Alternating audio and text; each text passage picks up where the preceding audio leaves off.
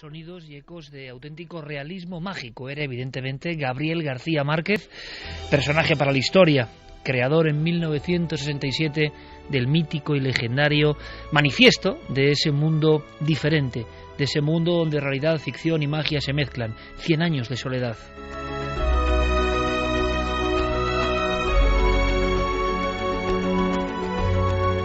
Pero, como siempre, pienso que Milenio 3 tiene que ofrecer otras perspectivas. Nuestro compañero Diego Marañón rescataba de los viejos archivos este par de pinceladas donde Gabriel García Márquez hablaba de su creencia absoluta en los augures, en la magia, en la mala suerte, en los gafes. Lo vamos a descubrir, aunque sea en pinceladas breves, porque todo el mundo se ha contado lo que es necesario, lo que hay que saber en torno al hombre que recibió el Premio Nobel en 1982.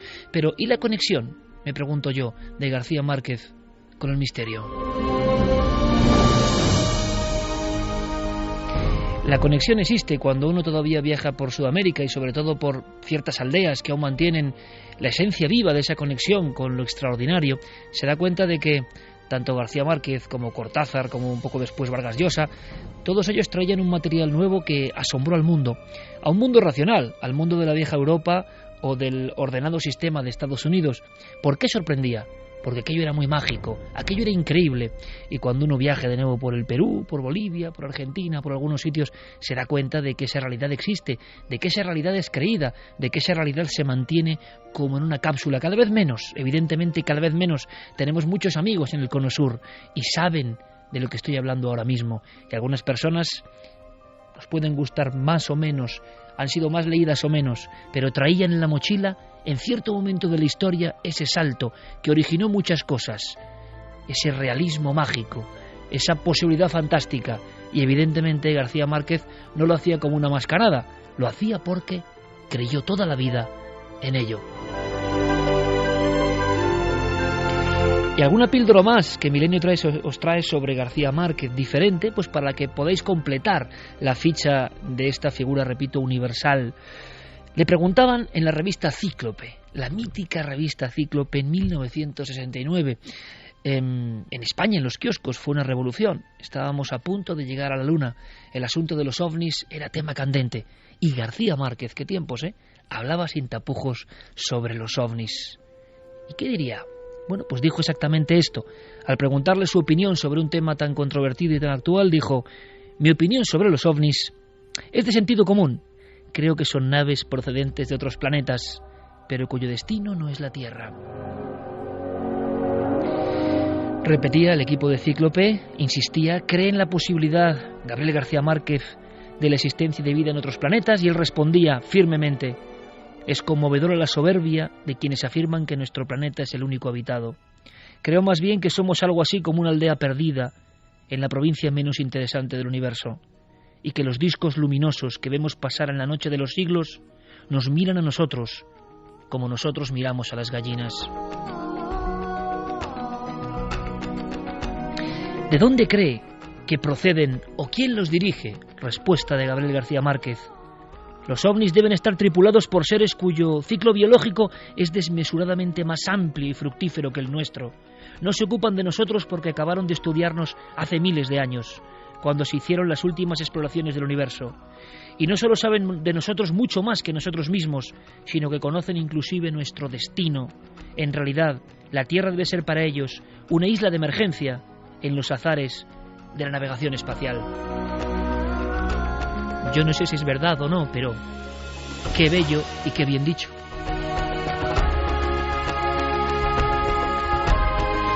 Seguía la entrevista que hoy alcanza, creo que, rango de histórica para conocer un poco más a García Márquez.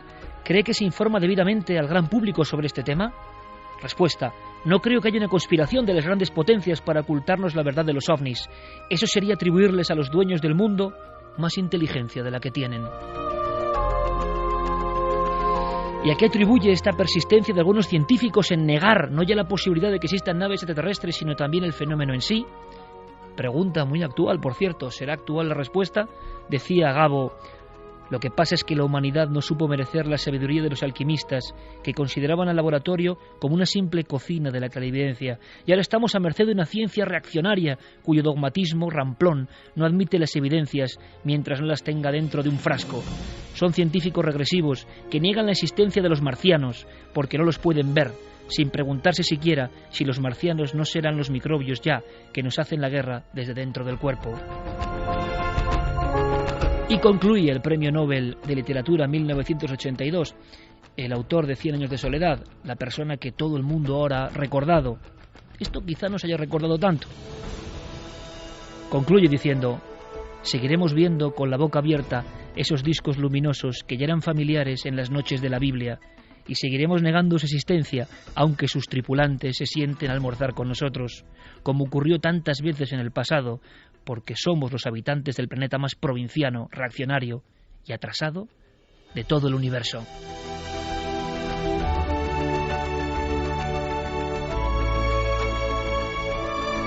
García Márquez, 4 respuestas, 4 aldabonazos, 1969, y de verdad que sus respuestas serían perfectamente válidas hoy, ¿o no? ¿Qué opináis? Carmen, buenas noches. Buenas madrugadas, Iker. Tenemos además actualidad con este asunto, con los ovnis en Ibiza, gran impacto. Os vamos a contar todo. Hemos contactado con los servicios astronómicos. Un compañero cámara ha logrado grabar algo en tiempo absolutamente real. Pero antes de eso, bueno, lo primero, abrimos vías de contacto y tenemos alguna pincelada más sobre García Márquez que yo creo que es muy interesante, ¿no? Esta entrevista que nos remitía ese archivero que es Diego Marañón, prodigioso, que ha encontrado una página de Cíclope, que yo creo que es una joya y que nos revela aquí el sentimiento que tenía García Márquez y que encaja muy bien con su forma de ver las cosas, la vida y la novela.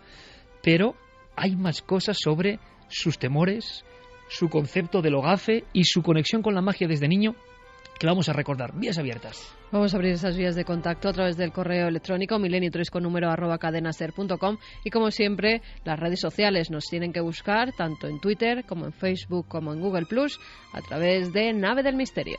Estamos en pleno viaje y descendemos para conocer otra historia. Por ejemplo, la de este hombre que desde muy pequeño, tuvo esa posibilidad de escuchar los viejos cuentos, las viejas historias, las viejas realidades, pero además transmitidas por alguien muy especial.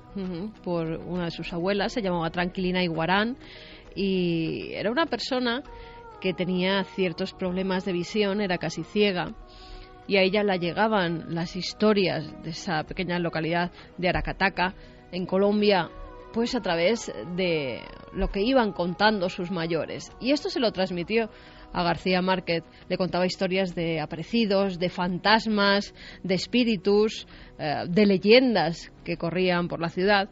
Y esto se quedó también mucho en los padres de García Márquez, que fíjate, si vemos cómo va a recoger el Nobel, él va con un traje de lino blanco que se llamaba liquiliqui.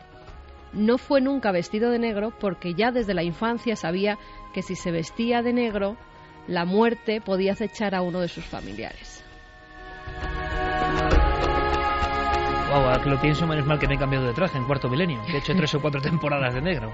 Pero en eso creían. Esa era una tradición, sí. Es una localidad, además, Aracataca, con gran número de supersticiones, de leyendas. Otra de ellas era, y lo siguen comentando, que Gabriel García Márquez no volvió a ir nunca a su localidad natal porque creían que así recogía sus pasos. ¿Y qué quiere decir recogía sus pasos?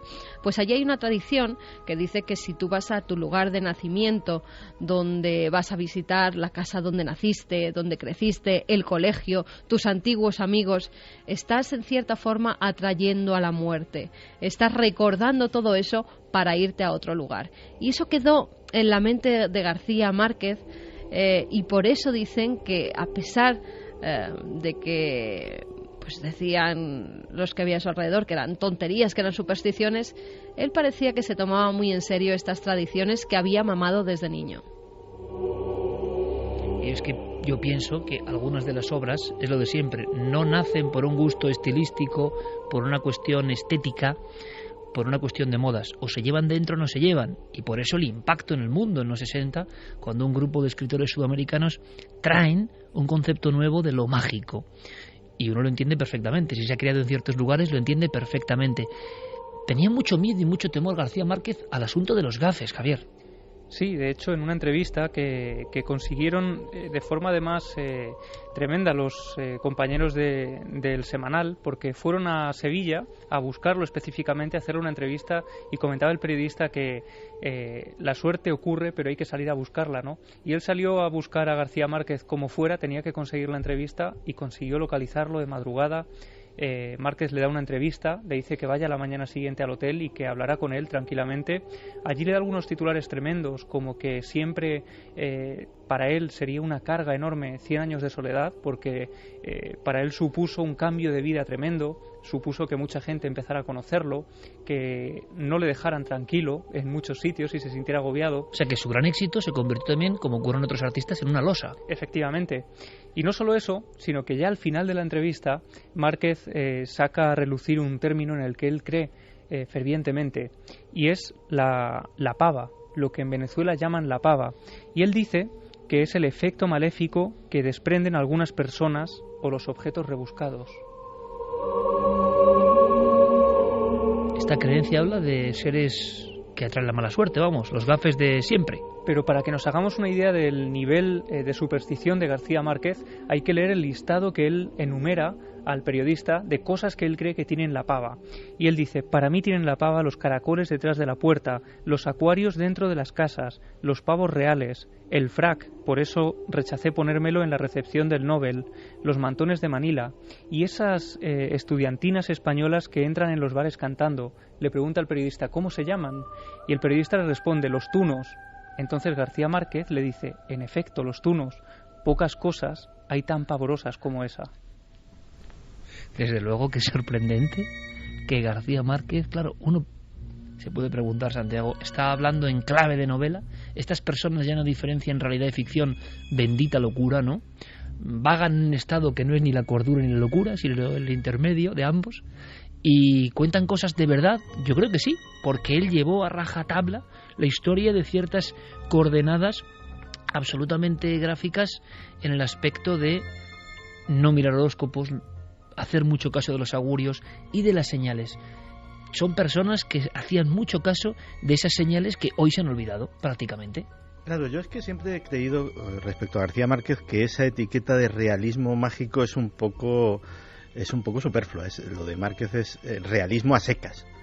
Lo que pasa es que García Márquez incorpora la parte mágica que está en la realidad cotidiana de todos nosotros, lo queramos admitir o no, y tiene los redaños de incorporarla a su realismo y hacerla más real que la de los presuntos autores realistas, que siempre se ciñen a la parte más que realista, materialista de la realidad. Con lo cual, evidentemente, yo creo que en esa entrevista está siendo sincero, está siendo más que sincero, está siendo consecuente. Bueno, pues hemos conocido un poco más de Gabriel García Márquez y tenemos esa píldora para que vosotros nunca olvidéis que, a pesar de que se repitan las mismas consignas importantísimas, claro, biográficas, literarias, sociológicas, de números, porque ahora todo se mide con los números, hay un García Márquez oculto. Como todos los genios de la historia tienen ese lado, sobre todo los artistas, ¿no?, de conexión con lo innombrable, con lo extraordinario, con la realidad oculta, la realidad velada, y García Márquez la verdad es que lo dejó bien claro en entrevistas y en declaraciones como las que hemos rescatado. Los ovnis le interesaban y estaba convencido, repetimos, convencido no de un fenómeno, como podemos pensar hoy nosotros, sino de la existencia de naves interplanetarias. Bueno, pues yo no sé si nave interplanetaria o no, pero algo ha cruzado el cielo de Ibiza.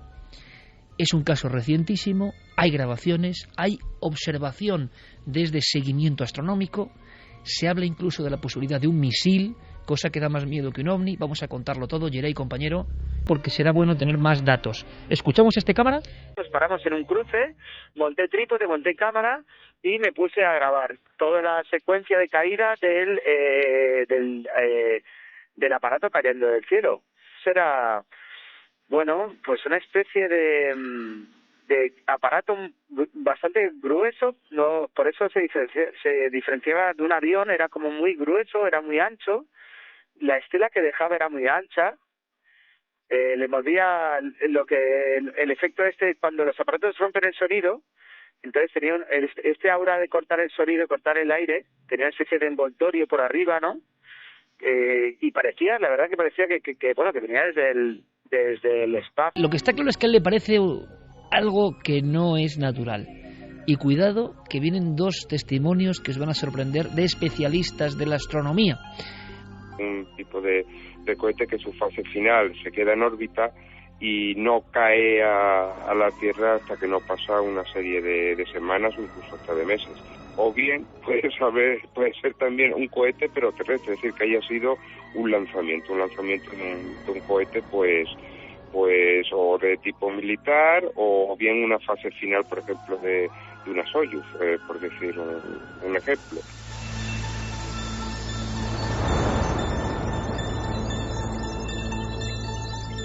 Pues ahora nos vemos con la eterna polémica, que lo saben nuestros compañeros, sobre todo en los 70 y sobre todo en Canarias.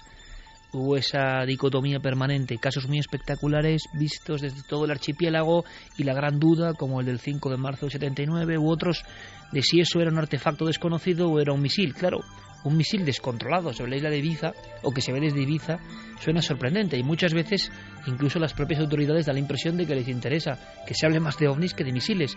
Pero 59 minutos es la última hora del tema ovni que tanto interesaba a Gabriel García Márquez en España. Compañeros, yo creo que como siempre tendremos la misma cara de incredulidad en el sentido de que no saber qué ha pasado, y como ocurriese en 2004 con el misil ovni, entre comillas, que atravesó parte de España y de Portugal, al final nadie va a decir nada, y creo que al final, repito, se queda todo en agua de borraja. Lo del zigzag da que pensar, ¿no? Hombre, en este preciso año, desde febrero, hay una circunstancia añadida, que es que nuestro país ha sido incluida en el paraguas del escudo antimisiles de la OTAN, y estas cosas se prueban. Aunque no se diga públicamente, aunque no salgan los periódicos, aunque no se hagan notificaciones, evidentemente cuando se implementa un sistema tan complejo como es el sistema Aegis, que básicamente es una coordinación entre buques de tierra, misiles, antimisiles y satélites que vigilan el espacio, todo ello coordinado, pues esto se tiene que calibrar, esto se tiene que probar, y a mí personalmente no me extrañaría que fuera un disparo de prueba del escudo antimisiles. Y llegado este momento, las 2 en punto, vamos a romper radicalmente la noche con una sorpresa, ¿os parece?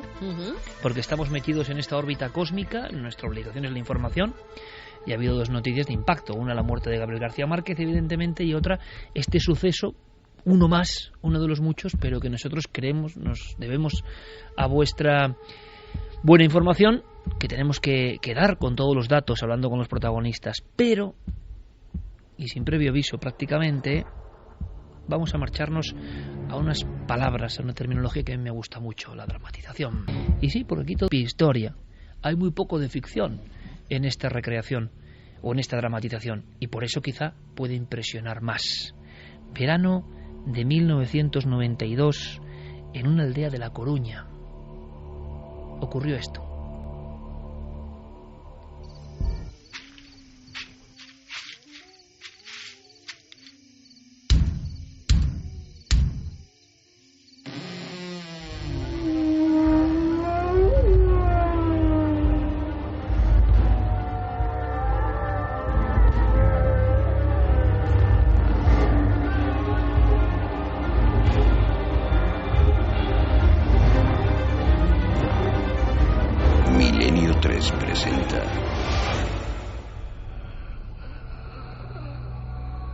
Ojos de fuego.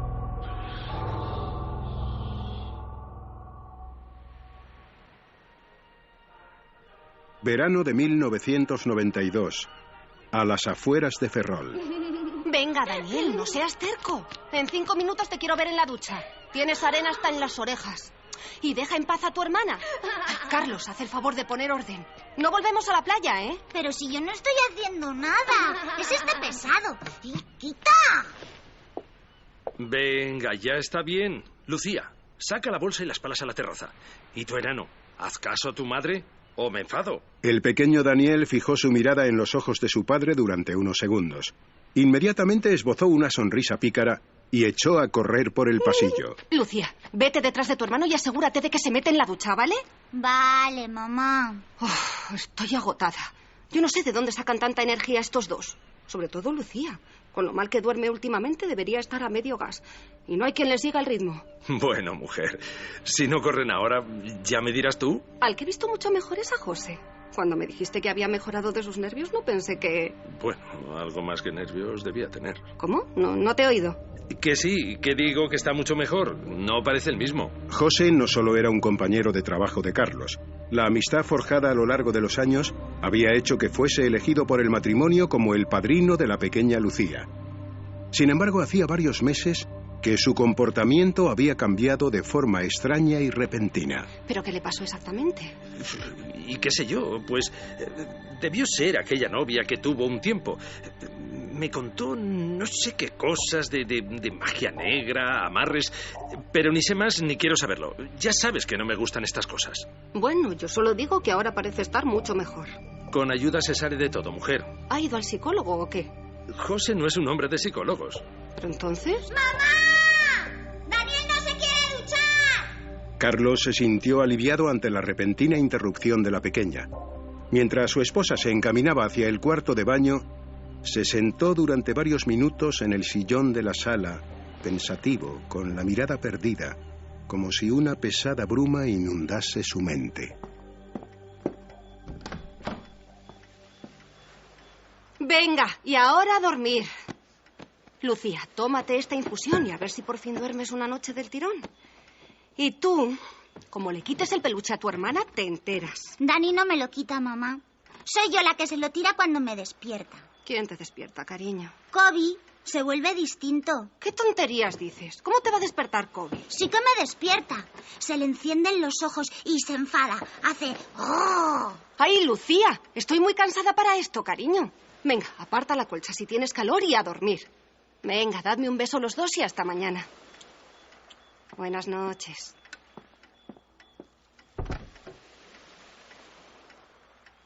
Como cada noche, la pequeña colocó a Kobe, su pequeño husky de peluche, junto a ella y cerró los ojos. El sueño apenas tardó unos minutos en llegar.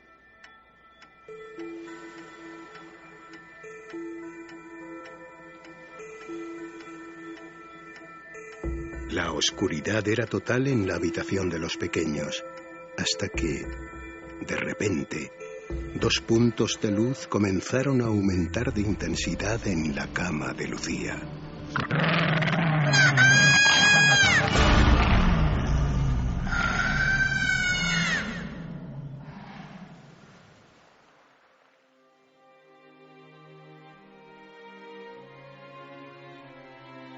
Con el paso de los días, aquellas terribles escenas se fueron haciendo más y más habituales. A pesar de consultar los extraños episodios con varios médicos, la situación se había tornado en insostenible y la preocupación por aquellos aparentes terrores nocturnos se había instalado de forma permanente en el rostro de Carlos. ¿Qué te pasa, hombre? ¿Sigue la cría con nervios? Sí. Oye, José, te tengo que preguntar. Aquello que me contaste, la mujer aquella que te ayudó cuando lo del mal de ojo... Mercedes. Se llama Mercedes. Vive en una aldea a 40 minutos de aquí. Pero dime una cosa. ¿De verdad te curó? No sé lo que hizo o lo que dejó de hacer Carlos. Pero mírame. Y acuérdate de cómo estaba antes. Yo no quiero ni recordarlo.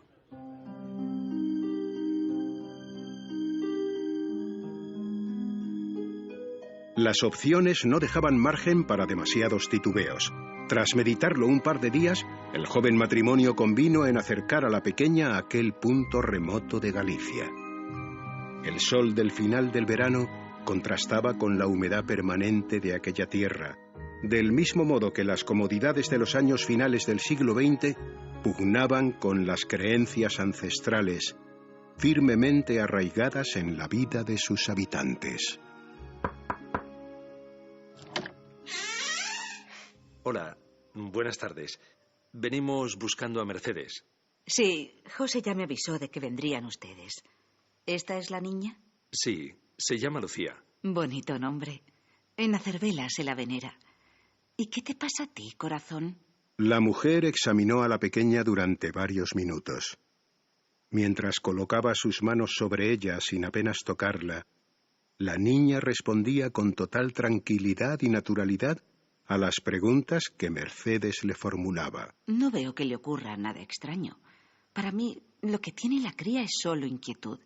Debe sentirse intranquila por las noches. Ya te lo dije, Inés. Venga, carretera y manta. ¿Qué le debemos? No corra, hombre. Que las prisas nunca fueron buenas. ¿Hablan a menudo en casa de encantamientos? ¿O brujería? ¿O...? No, nada de eso. No somos especialmente creyentes en esas cosas. Y bueno, y eso que mi madre decía que de pequeña había visto a la Santa Compaña. Creer o no creer es cosa de cada uno. Pero a veces los críos tienden a hacer cosas raras por sugestión, que le dicen. ¿Entonces? Entonces, lo que le digo. La cría está bien. Les voy a dar algo que la protegerá si vuelve a suceder, o si las pesadillas continúan. Pongan en el cabecero de su cama este colgante. La piedra tiene... ¡Papá,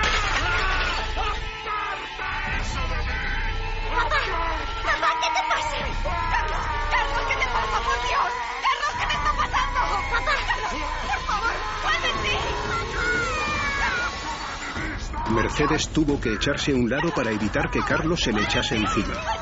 En aquel momento quedó claro que el foco de aquella energía malvada no estaba en la pequeña Lucía, sino escondido en el subconsciente de su padre. Inés observaba la dantesca escena con una mueca de estupefacción. ¡Te he visto desde el principio, demonio! A la cría no le pasa nada. ¡Estás ahí! De la boca del hombre parecía salir una especie de humo blanquecino. Sus ojos, inyectados en sangre, tenían como objetivo los de Mercedes. Observando sus miradas, no parecía ser la primera vez que ambos se encontraban. Cariño, sal corriendo y métete en el coche, ¡vamos! Al avanzar hacia la mujer, Carlos tropezó con la silla en la que momentos antes se había sentado la niña. ¡Muchacha, alcánzame eso ya mismo! Inés miró al punto hacia donde apuntaba Mercedes. Sobre una mesita reposaba un pequeño frasquito que no dudó en lanzar a las manos de la mujer. ¡Con agua bendita te detengo, demonio! ¡Deja en paz a este hombre! ¡Fuera! El efecto fue más rápido de lo que cabría haber esperado. Apenas unas gotas rozaron el brazo que Carlos extendía en dirección a la mujer. Su rostro pareció volver a la normalidad. ¿Qué ha pasado? Carlos, ¿eres tú? Durante varios minutos la mujer trató de tranquilizar a la pareja. Les habló de casos similares al suyo, con los que se había encontrado a lo largo de su vida. Han de estar tranquilos. Pienso que esa oscuridad se ha empeñado en acompañarles. Pero no está cerrada a ninguno de ustedes en concreto. Pero hace un momento... Lo que le ha ocurrido a él podría haberles ocurrido a cualquiera de ustedes. Esa cosa negra les sigue. Por eso tenemos que ver cómo apartarla y que se vaya. Llévense la piedra. Les ayudará como antes ha ayudado a otros. Procuren no alejarse de ella.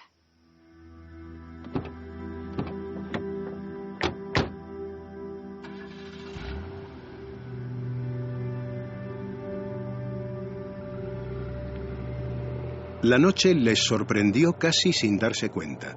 El último sol del verano dio paso a una enorme luna llena que, como un faro, iluminaba la carretera que se extendía frente a ellos. Tras recoger al pequeño Daniel en casa de sus abuelos, la familia al completo regresó a su humilde apartamento. Ninguno de ellos tenía el más mínimo apetito, a pesar de lo cual procuraron alargar todo lo posible el tiempo dedicado a la cena. Bueno, me parece que por hoy ya ha estado bien. Vamos a descansar, Lucía. ¿Estarás bien? Sí, pero ¿sacamos a Kobe a la terraza? Me parece muy bien, cariño. Eran poco más de las 3 de la mañana cuando una actividad fuera de lo común empezó a manifestarse en la habitación. La casualidad, o quién sabe si algo más, quiso que en aquel preciso instante Carlos se levantara a por un vaso de agua. Un extraño olor le hizo detenerse en mitad del pasillo. El horror se apoderó de él al comprobar que un rastro de humo salía de la habitación de sus hijos. ¡Fuego! ¡Fuego! ¡Hay fuego! ¡Fuego! ¡Hay fuego! Inmediatamente abrió la puerta. El hombre tuvo que echarse atrás para evitar que una bocanada de fuego le alcanzase de lleno. ¡Inés! ¡Inés! ¡Inés! ¡Hay fuego! ¡Inés! ¡Ven a ayudarme! ¿Qué pasa? ¡Dios mío! Una barrera de fuego se levantaba inexplicablemente desde algún punto bajo el colchón de Lucía. ¡Mamá! ¡Papá! ¡No me puedo mover! ¡Mamá! De repente la puerta se cerró detrás del matrimonio, dejándolos atrapados. ¡Mamá! ¡Papá! ¡Inés! ¡Inés! ¡La piedra! ¿Dónde está? Yo tengo el colgante, lo llevo puesto. ¡Dámelo rápido! Carlos tomó el colgante en sus manos y, aferrándose a la piedra que le había proporcionado Mercedes, se dirigió a aquella extraña fuerza con firmeza. ¡Déjanos en paz! ¡Maldita sea! ¡Déjanos ya! De pronto, y como si aquel amuleto fuese la más poderosa de las armas, la puerta cedió y las llamas cesaron casi de inmediato. Los niños, aterrorizados, corrieron a los brazos de sus padres. Sobre la cama de la pequeña Lucía se dejaba ver la silueta de la niña. ¿Algún tipo de fuerza inexplicable había evitado que las llamas rozasen su cuerpo mientras permanecía paralizada bajo el colchón? ¿Estáis bien todos? ¿Seguro? Aquella sería la última vez que pisaran su apartamento. A los pocos días, convencidos de que el mal se cernía entre aquellas paredes, la familia al completo decidió comenzar una nueva vida, alejados del punto que parecía ser el origen de sus desvelos. Mercedes. Mercedes, ¿está ahí? ¡Abra! Le traigo un detalle para desearle felices fiestas, mujer. ¿Quién es? Ah, eres tú, muchacho. Hola, sí, mire, le traía... Déjate de traer nada y búscalos. Búscalos donde sea. Tienes que darles aviso. Aquello sigue acechándolos. No estaba en la casa. Esa cosa negra la llevan atada a ellos y es solo cuestión de tiempo.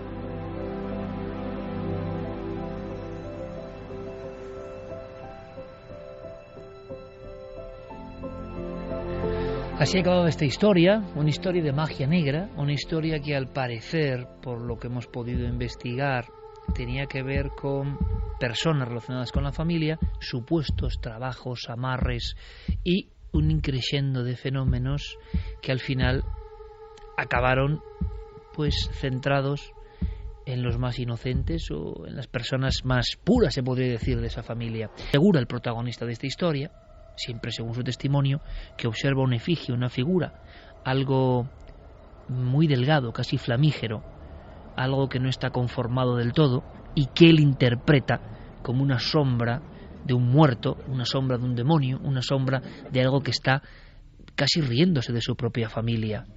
Aterrorizado, él cree, huyendo de allí, que escuchó una voz.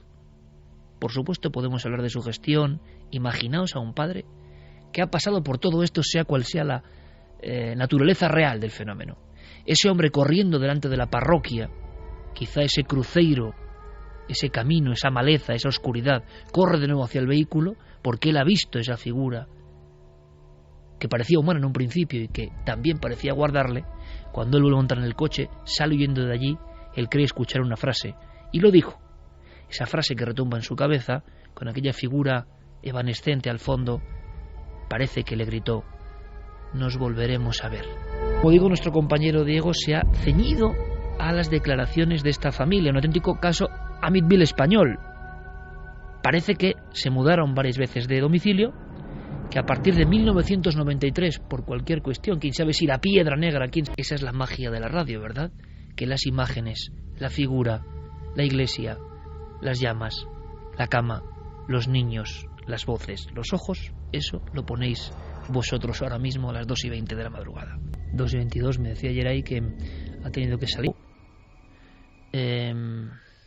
Esas llamas que a veces son de un tono azulado, un tono diferente y que han aparecido, ¿no?, en diferentes casos. Algunos lo llamaban el fuego que no quema, en ocasiones sí que se queda una silueta, ¿no? Hemos conocido, y tú y yo hemos estado en esa iglesia en Turín donde están las marcas de las supuestas ánimas, a las que siempre se da esa categoría de capacidad, siempre dentro de la creencia, de dejar una marca de fuego en la cama, y nadie sabe por qué. O sea, es una cera de algún mito rotundo, de alguna verdad antigua. Yo me estoy hablando de un caso que no sé si os acordaréis, pero a mí me impresionó muchísimo, muchísimo. Era una cosa muy sencilla, era 1921, era en una pedanía del sur de Cádiz, y era una niña que, año 21, y del Cádiz profundo, digamos, una casa sin luz, y entonces la dejan a la custodia de una niña más pequeña, de una vecina, esa solidaridad de los tiempos antiguos, ¿no?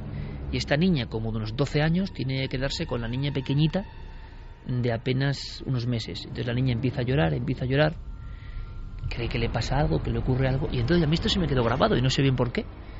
Desde una habitación, desde un saloncito donde estaba con la niña que no conciliaba el sueño, esta muchacha, en 1921, evidentemente había muy poca literatura de misterio, muy poca cuestión parapsicológica, y describe en la otra cama, donde tenía que estar ella durmiendo, pero que estaba, digamos, acunando, había salido del pequeño salón, muy humilde todo, ella ve, en perspectiva desde su salón, como debajo de la cama, donde tiene que ir, y en mitad de toda la oscuridad, una llama, una sola llama, que está pasando por debajo de la cama de arriba abajo. Una sola llama, como si hubiese un imaginario mechero azulado que va recorriéndola, y la observa durante muchos minutos con un temor brutal, porque en la casa solo hay un candil, lo tiene ella en el salón. Hay que imaginar, ¿no?, la luz de la vela alumbrando el pequeño salón, enfrente a unos 5 metros ese otro dormitorio, el camastro con jergón de paja. Ella tiene que acostarse con la niña y no se atreve, y pasa toda la noche hasta que en cierto momento ese pequeño fuego fatuo, lo que sea, que se movía en la cama, que hacía una especie de círculos, acaba desapareciendo. Es un caso de los pocos que recuerdo donde hay fuego, que es algo que nos aterra, ¿no?, que nos puede matar, debajo de nuestra propia cama. Es un umbral siempre de la inseguridad personal, ¿no? Luego del caso es a cambiar nuestro tercio. Milenio 3 continúa, es una noche muy especial, noche de plena Semana Santa, y luego, como os digo, recordaremos un suceso tremebundo. La noche sí es un poco así, poco ligera, que tiene que ver con la luna llena. He recibido un libro con la luna llena en la portada. Un libro que llegó a la redacción la semana pasada. Tengo una hoja, pero por resumir diré que el autor me dijo que le encantaría que este libro estuviese en mi biblioteca, pero que por favor no le hiciese publicidad por él. ¿Verdad? No es ningún truco, él no quiere publicidad. Pero luego os contaré el porqué de toda la historia. Nombre peculiar. Historia propia de conspiración y misterio. Un logo extrañísimo. El espacio. Los fenómenos extraños. Multimillonarios. ¿Cómo se conjuntará todo esto? Pues esta noche, Iker, vamos a recuperar un clásico en las historias de conspiración. Vamos a recuperar las biografías extrañas. La biografía de este personaje podría ser no de aquellos amigos de Santi, solo que en este caso a Robert Bigelow hay que tomárselo muy, muy en serio.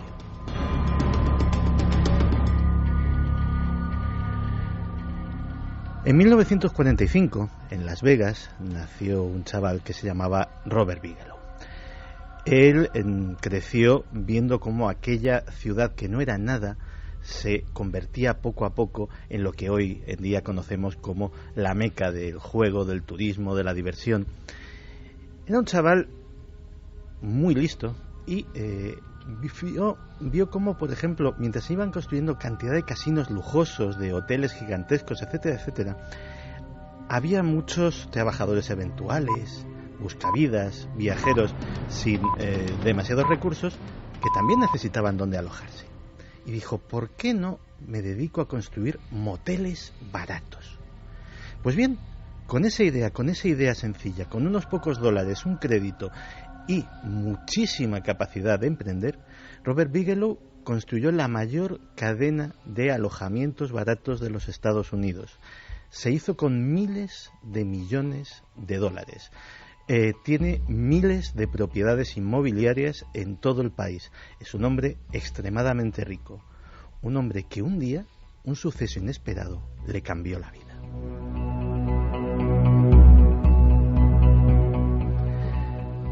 Y ese suceso inesperado nos puede suceder a todos. Sencillamente iba de viaje y una noche, en una carretera, vio algo en el cielo que no le cuadra. Vio un ovni. Tras esa experiencia, a él le quedaron claras varias cosas. Primero, que aquello era real, evidentemente lo había vivido él. Segundo, que era artificial, es decir, que era un aparato de algún tipo. Y tercero, que no era humano. Él tenía muchísimo dinero, posiblemente muchísima capacidad de llevar a cabo el sueño de aprender más sobre esto, pero también pudo tener el mismo impulso que tuvo cuando vio a esos buscavidas y a esos trabajadores eventuales intentando alojarse en Ecuador. Podría hacerme mucho más rico de lo que soy. Y así, en 1994, Robert Bigelow funda el NITS, una de las asociaciones paranormales y ufológicas más conocidas de los años 90. Era el Instituto Nacional para las Ciencias del Descubrimiento. Básicamente no era una asociación, era una propiedad privada de Robert Bigelow que se dedicó a contratar expertos, a contratar científicos. De hecho, montó 2 cátedras en la Universidad de Las Vegas con varios millones de dólares, una de ellas de física y otra dedicada a lo paranormal, y las financió, y de ahí sacaba también, digamos, como cantera para sus expertos. Y buscó un lugar para llevar a cabo sus experimentos, un lugar donde pudiera encontrar ese conocimiento secreto.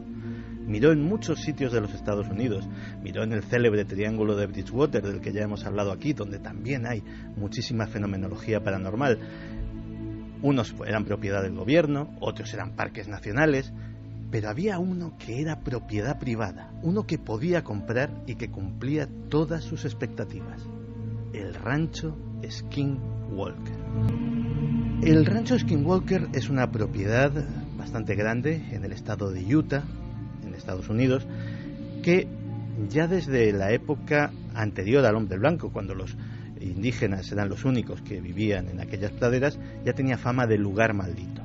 La leyenda viene de los indios Ute, los que dan nombre al estado de Utah, y dice que después de una tremenda guerra con los navajos, con sus enemigos tradicionales, estos hicieron una ceremonia, hicieron un gran conjuro para maldecirlos y abrir lo que nosotros llamaríamos un portal dimensional, del que salieron unas criaturas terribles, los Skinwalker, seres de piel gris, de brazos largos, sin pelo, seres que podían transformarse en bestias terribles y que diezmaron la población de los Ute.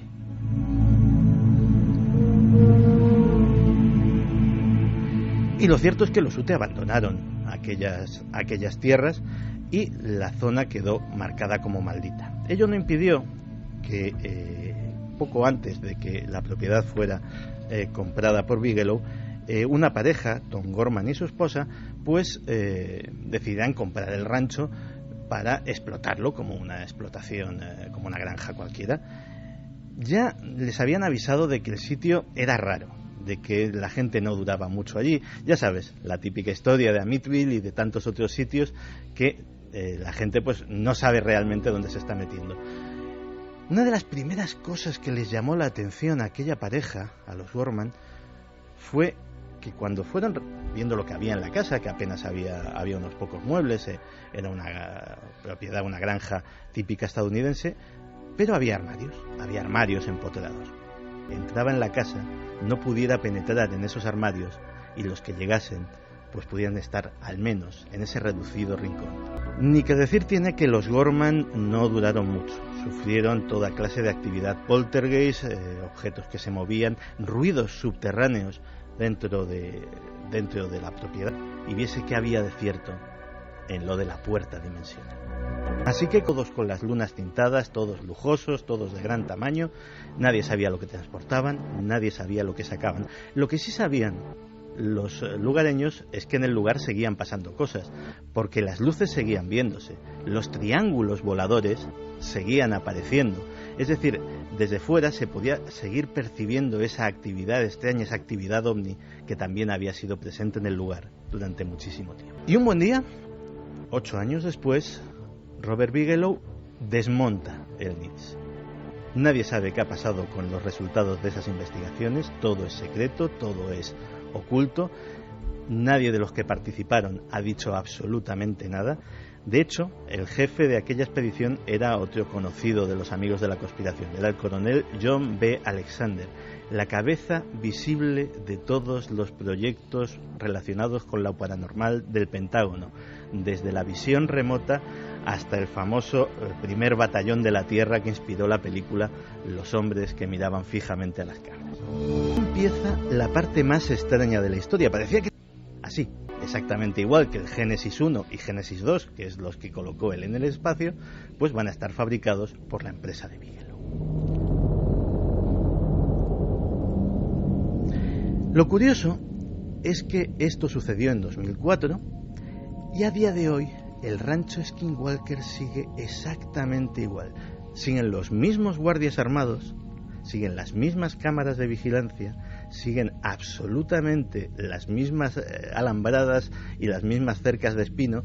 Es decir, nada ha cambiado. No es un lugar que parezca que, bueno, ha sido un entretenimiento y ahora lo abandonó o lo vendo incluso. No. Sigue guardado como si allí estuviera el secreto de algo importantísimo.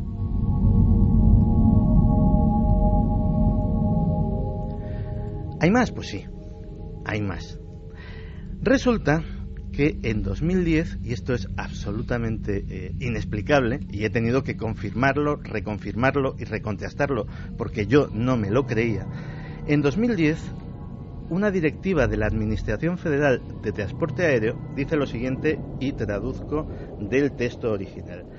Dice: las personas que busquen reportar, que busquen informar sobre ovnis y fenómenos aéreos inexplicados, deben contactar con Bigelow Aerospace Advanced Space Studies, y pone un número de teléfono y una dirección de email. Es decir, esta circular, que era para controladores aéreos, pilotos, etcétera, etcétera, dice que en vez de informar al gobierno de los Estados Unidos, hay que informar a esta empresa privada, que si nos vamos a su página web, es una empresa diferente de Bigelow Aerospace. Esta es Bigelow Aerospace Studios. Su propósito es el siguiente, y es también traduzco del original. Es una compañía hermana de Bigelow Aerospace que se enfoca en la identificación, evaluación y adquisición de nuevas tecnologías en todo el mundo, especialmente relacionadas con las naves espaciales. Traducido al castellano Román Paladino. Básicamente es una empresa montada para hacer ingeniería inversa de naves espaciales que no sean terrestres. La tecnología inversa es una cosa tan vieja como el mundo. Por ejemplo, la industria emergente de Japón en los años 60 se montó en base a la tecnología inversa. Compraban aparatos, cámaras fotográficas, aparatos electrónicos, etcétera, etcétera, de países desarrollados en aquella época, los desmontaban, veían cómo funcionaba aquello y lo sacaban primero igual y luego incluso lo mejoraban. Pues básicamente se trata de hacer lo mismo. Es decir, tienes un objeto que no sabes qué es, no sabes cómo funciona, no sabes para qué sirve, lo desmontas, ves cómo es cada pieza y cómo funciona, e intentas reproducir uno exactamente igual y comprender con qué principios funciona. Es decir, estamos ante una empresa privada cuyo objetivo confesado, es decir, esto no me lo estoy inventando, se puede ir a internet, ver la página web y todo el mundo tan contento, es hacer ingeniería inversa de ovnis, así como suena.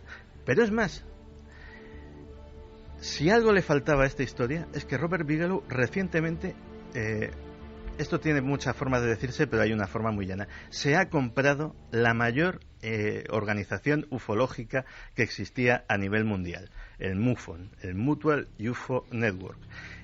La multitud de asociaciones ufológicas que surgieron en Estados Unidos desde 1947 hasta los años 60, la única superviviente, la que fue absorbiendo poco a poco a todas. Pues ha llegado este hombre literalmente con un cheque y un contrato y se la ha comprado. Es decir, se ha quedado con los archivos de toda esa época, desde los años 40 hasta nuestros días, ha hecho una purga en la directiva colocando a toda su gente, gente de su confianza, que no tenía absolutamente nada que ver con la organización, y la dirige literalmente a su antojo, así como suena. Parece ser que ha intentado mejorar los sistemas de investigación, ha creado lo que él denomina equipos de intervención rápida, que básicamente son equipos formados por científicos, técnicos y gente a la que paga dietas en los viajes de $100 al día, es decir, que están bien pagados, y que solamente intervienen en reportes en los que haya o bien avistamiento de humanoides o bien huellas físicas en el terreno o que se puedan apreciar. A esta comisión solo le interesan los casos cercanos. Sí, luces en el cielo no le interesan para nada. Dice que no quiere saber absolutamente nada de luces en el cielo. Como mucho, fotografías contrastadas, eso le sirve como prueba, pero siempre y cuando la autenticidad se pueda contrastar perfectamente y esté fuera de toda duda. Es decir, está revolucionando el tema de la ufología y posiblemente estemos ante el primer caso de la historia de lo que podríamos llamar ufología comercial, pero no ufología comercial de yo estudio tal caso y hago un libro y más o menos saco algo de dinero. No, yo le quiero sacar a esto un rendimiento industrial de verdad. Así que ¿en qué parará toda esta historia? No se sabe. De Robert... Os voy a contar brevemente, antes de los mensajes, algo que me ocurrió. ¿Ayer fue? Sí, ayer. Porque nos sorprende mucho hasta qué punto muchísimas personas que no imaginamos, ¿no? En un primer momento no imaginamos, pues, como esto mismo, Bigelow, el extraño personaje. ¿Qué tendrá este hombre con los ovnis, ¿no? ¿Qué le habrá pasado? ¿Qué habrá ocurrido en su ánimo interior? Íbamos por el retiro y me aparece un hombre alto como una montaña y me dice: Iker, quiero felicitar a todo el equipo por la labor que hacéis. Bueno, y por supuesto con toda la amabilidad yo le doy la mano y le digo: hombre, pues muchas gracias, eres muy amable. Y entonces me cuenta su historia, y su historia quiero, aunque sea en un minuto, recordarla porque creo que es importante. Resulta que era un militar de alto rango, de los que han estado y algunos están en Afganistán. Y me contaba que él era el encargado de hacer una cosa que a mí, sinceramente, luego, sobre todo, el primer impacto uno no se da cuenta y se queda, no seco, pero se queda que no asimila realmente la importancia de lo que le están contando. Y es que él era el encargado, a pesar de tener una superioridad sobre otros miembros de su pelotón o de su compañía, de descargarse los programas de cadenaser.com o de ikerjimenez.com o de navedmisterio.com, los programas de Milenio 3. Se los descargaban en unos dispositivos que le daban como para 24 horas seguidas, algo así. Digo, hay que tener muchas ganas, ¿eh? ¿Qué hacía luego? Me decía: Iker, tú no sabes lo que es estar con el tanque antiaéreo o el sistema lanzamisiles o las ametralladoras en hilera.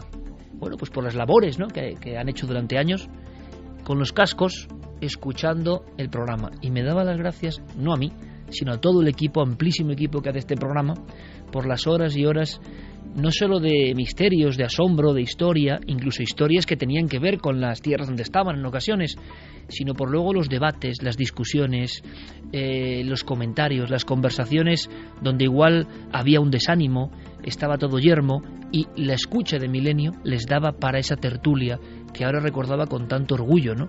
Y entonces a mí, que una persona con esta responsabilidad, aunque a nadie nos gusta la guerra, evidentemente, pero el mundo es como es, estas personas que están ahí en primera línea estaban escuchándonos y llevaban así meses / años. Y un encuentro fortuito para agradecerlo. Hombre, para nosotros es un honor. Y a veces ocurre, Santi, Javi, Carmen, que uno habla por la radio, habla por este micrófono y no tiene la menor idea de dónde llega su mensaje, ¿no? Sabemos que cada vez los mensajes van más lejos, pero esta circunstancia concreta, que a mí nunca me había ocurrido, sí hemos tenido muchas conexiones con personas del ámbito militar, ¿no? Pero en Afganistán, primera línea de fuego, con muchos problemas, con una historia cruda, ¿no? Que estén escuchando constantemente las cosas que podemos decir nosotros y que eso les haya hecho pasar veladas más agradables cuando ha habido pérdidas, cuando ha habido tragedia, yo creo que es para agradecerlo, ¿no, chicos? Pues imagínate, Iker, cómo te quedas cuando te llegan mensajes así, y más en esas circunstancias en las que, si no recuerdo mal, este chico iba acompañado de su mujer y de su bebé recién nacido. Yo me quiero imaginar a este hombre en primera línea de fuego con su mujer aquí en España embarazada, y qué le puede dar alguna esperanza si nosotros hemos conseguido siquiera entretenerle y que un poco se aleje de esa situación. Pues mira, nuestro trabajo vale la pena. Una encuesta de los lugares donde nos han escuchado los oyentes, los lugares más raros. Podemos sorprendernos. Santi, ¿un mensaje para esta gente?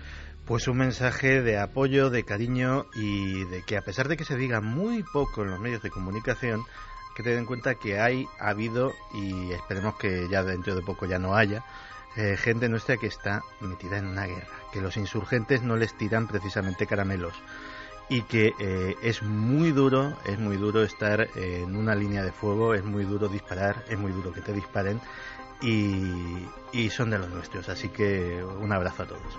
Jesús dice: lo que cuenta Santi Camacho recuerda mucho al famosísimo Área... De artículos... Que tú no lo sabes. hay un par de libros sobre... Un amigo de Santi, ¿no lo sabes? Hay un par de libros sobre el rancho Skinwalker, eso seguro que... Sí, porque nosotros tenemos uno, sobre los fenómenos extraños del rancho Skinwalker, pero tú sobre Bigelow tienes que llevarlo todo ya. Pues oye, me enteraré si hay algún libro biográfico sobre... Nada, entrevistar a este amigo de Santi. Oye, sería una exclusiva mundial, no te creas. Pues nada, vamos a intentarlo. A lo mejor nos ha visto o nos ha oído en algún programa. Si sabe? no, se lo haremos llegar también para un futuro, cuando ya no tengamos la radio. Seguro que lo vamos a intentar. O cuarto milenio, pues mira, no está mal trabajar con este hombre. Vete a saber. Miguel López dice: he sabido que Bigelow Aerospace está algo por delante de sus competidores junto con SpaceX. SpaceX es la empresa que tiene previsto Bigelow que lleve los turistas a su hotel espacial, al que piensa construir en 2016. Luego estoy pensando una cosa, Santi. ¿No?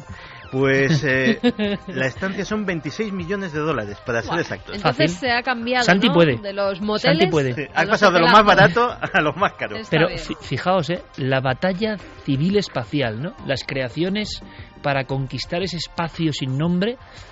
Uno, Bigelow, un loco entre comillas, que vio un ovni y tuvo una revelación, y luego, no olvidéis, el creador de todo el mundo de Mike Oldfield, Virgin Aerospace, persona absolutamente ligada a los misterios, persona que, por ejemplo, tenía clarísimo cuando escuchó Tubular Bells de Mike Oldfield que tenía que ser la banda sonora del Exorcista. Bueno, en esas manos está el espacio, es curioso, ¿eh? Eduardo Ontiveros dice: tecnología extraterrestre, la próxima revolución industrial. Este hombre ha vuelto a ver el negocio y busca un futuro monopolio.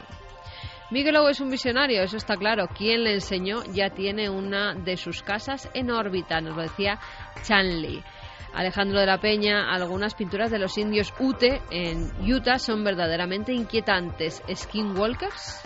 Bueno, pues hay una historia maravillosa, y es que las pinturas indígenas de Norteamérica son las grandes desconocidas y son asombrosas de verdad.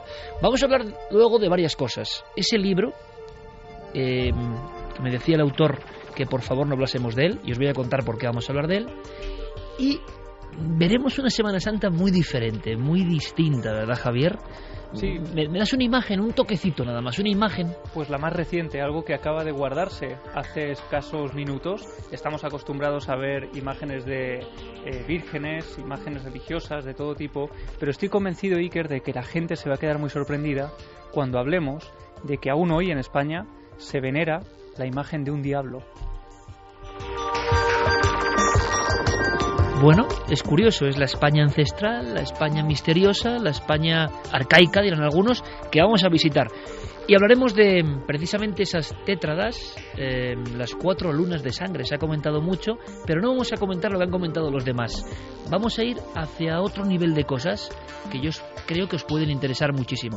Ahora ya están aquí nuestros compañeros con toda la información, con todas las noticias en la cadena SER, y nosotros regresamos de inmediato con un sinfín de contenidos para que continúe la noche mágica en Milenio 3.